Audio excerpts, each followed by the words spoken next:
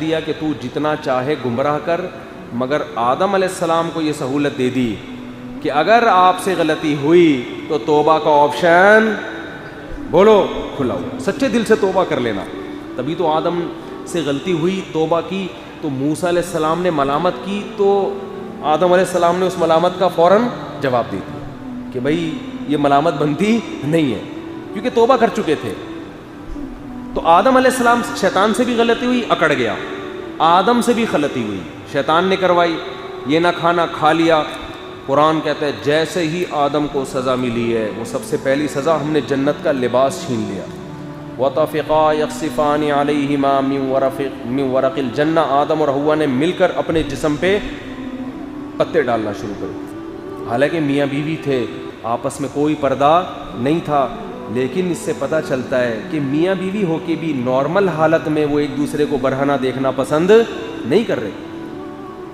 آپ خود اندازہ لگاؤ کہ جب میاں بیوی کے لیے بلا وجہ برہنہ ہو کے بیٹھنا، بلا وجہ، یہ اچھا حیا کے خلاف ہے، تو ایک عورت کے لیے اپنے جسم کو غیر محرم کے سامنے ایکسپوز کرنا یہ کتنا برا عمل ہوگا. میاں بیوی کا کوئی پردہ نہیں ہوتا، خام میں وہمی بننے کی ضرورت نہیں ہے، لیکن نارملی جب گھر میں نارمل رہتے ہیں تو پراپر ڈریس ہوتا ہے نا. وہ چڈی بنیان میں تھوڑی گھوم رہا ہوتا ہے آدمی، شرم آتی ہے اس کو. تو اسلام کس کو پروموٹ کرتا ہے؟ حیا کو.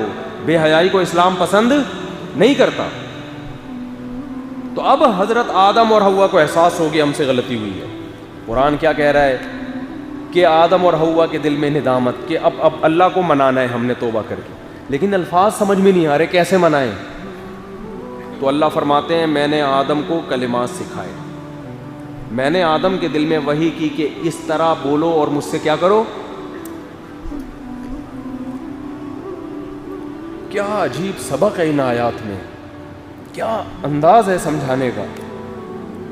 یعنی غلطی ہو، ایک جب غلطی کر رہا ہے اسے دربار سے نکالا جا رہا ہے اور وہ کہہ رہے ہیں مجھے قیامت تک مہلت دو. اللہ کہتے ہیں مہلت دے دی، یعنی اس کے عذاب میں اضافہ ہوتا چلا جا رہا ہے. اور ایک کو اللہ خود سکھا رہے ہیں کہ ایسے توبہ کرو، اسے خود گائیڈ کر رہے ہیں کہ یوں کرو گے تو میں معاف کر دوں گا. کیوں؟ ایک کے دل میں ندامت ہے اور دوسرے کے دل میں ندامت نہیں ہے. جس کے دل میں گناہ کر کے ندامت نہیں ہے وہ اللہ سے لڑ رہا ہے. اللہ سے لڑ کے اللہ کی رحمت حاصل نہیں کی جا سکتی. اکڑ دکھاؤ گے تو اور زیادہ عذاب آئے گا. اللہ کسی سے دبتا نہیں ہے، اور اللہ کے سامنے جھکو گے بڑے سے بڑا پہاڑ جیسا گناہ بھی اللہ آپ کے سر سے ہٹا دے گا. یہ چیز اپنے اندر پیدا کرنے کی ضرورت ہے، جس کو کہتے ہیں ایکسکیوز کرنا سیکھو، سوری کرنا سیکھو. اور یاد رکھو اپنے بڑوں کے سامنے اپنی غلطی کا اعتراف کر کے مان لینا، یہ بھی حقیقت میں اللہ ہی سے توبہ کرنے کے مترادف ہے. آپ سے غلطی ہوئی، باپ کی نافرمانی ہو گئی، تو باپ سے معافی مانگتے ہوئے لوگوں کو شرم آ رہی ہوتی ہے.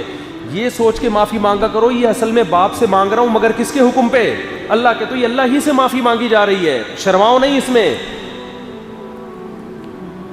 ماں سے اگر معافی مانگنی پڑ جائے، شرم آ رہی ہوتی ہے بعض دفعہ، تو یہ سوچ کے مانگا کرو کہ یہ کس سے مانگ رہا ہوں میں اصل میں.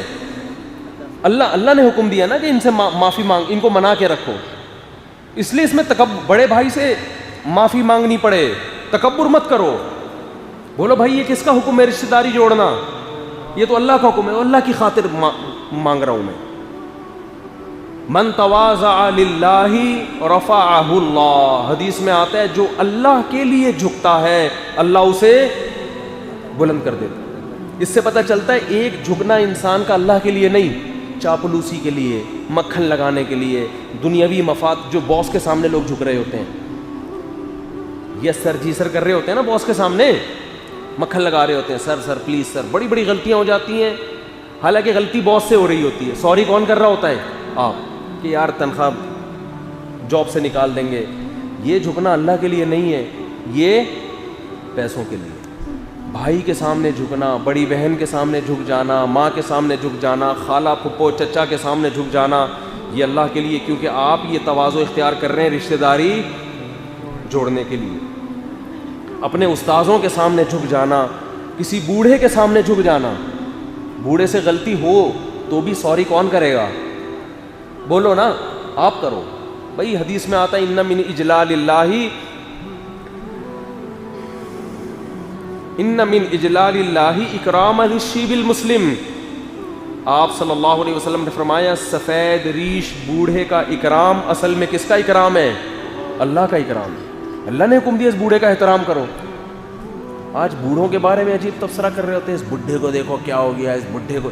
یہ تبصرہ بہت غلط ہے بھائی. وہ بوڑھا ہو گیا تو آپ کے لیے قابل احترام ہے وہ, اور اس کے احترام کا کس نے حکم دیا؟ تو یہ تکبر ہے, کل آپ کی بھی یہ حالت ہونے والی ہے. تو بوڑھا اگر غلط بھی ڈانٹ رہا ہے, جوان آدمی کی ذمہ داری ہے اس کی ڈانٹ کو برداشت کر لے, سن لے یار, چھوڑو, نظر انداز کرو. اس میں کیا بحث کرنا صحیح کون ہے غلط کون ہے,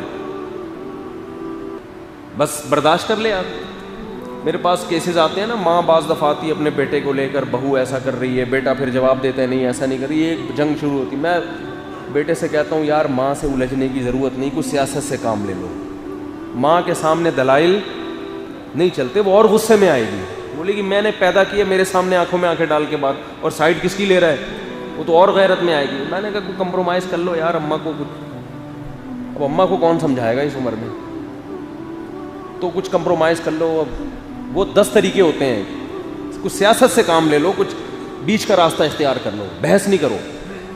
وہ سمجھانا شروع کر دیتے ہیں, اصل میں لڑائی ہوتی ہے, پھر گھروں میں بدتمیزیاں ہوتی ہیں.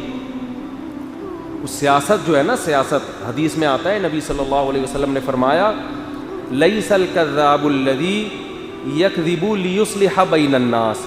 وہ آدمی جھوٹا نہیں ہے جو صلح کرانے کے لیے جھوٹ بولے. جمہور علماء کے نزدیک تو بالکل واضح جھوٹ بولنا بھی جائز ہے. امام حنیفہ کے نزدیک یہاں جھوٹ سے مراد ہے توریہ, یعنی گول مول بات. کیا مطلب؟ تھوڑا گھما پھرا کے بات کرنا تاکہ کیا پیدا ہو جائے, جوڑ پیدا ہو جائے. تو یہ غلط بات نہیں ہے. بعض لوگ کہتے ہیں نا ہم بات جب بھی کرتے ہیں ایک نمبر, ہم ٹو دا پوائنٹ بالکل کلیئر کٹ بات کرتا ہوں. جو ہر جگہ کلیئر کٹ بات کرتا ہے وہ گھر کبھی بھی بولو نا نہیں چلا سکتا. لچکدار آدمی, جس فلیکسیبلٹی ہو اس کے اندر نا, وہی ہمیشہ معاشرے میں اچھا سروائیو کرتا ہے. اب کلیئر کٹ اماں کو بتا دیا مجھے اپنی بیگم سے بہت زیادہ محبت ہے, کلیئر کٹ, جھوٹ نہیں بولتا میں. کیا ضرورت ہے اس کے سامنے بولنے کی بھائی؟ اس کو تو وہی ہو گیا یار, اب مجھے بتا رہا ہے تو یہ اس کا مطلب یہ اس کی طرف ہے, میری طرف تو ہے ہی نہیں. کلیئر کٹ تو یہی ہوگا نا.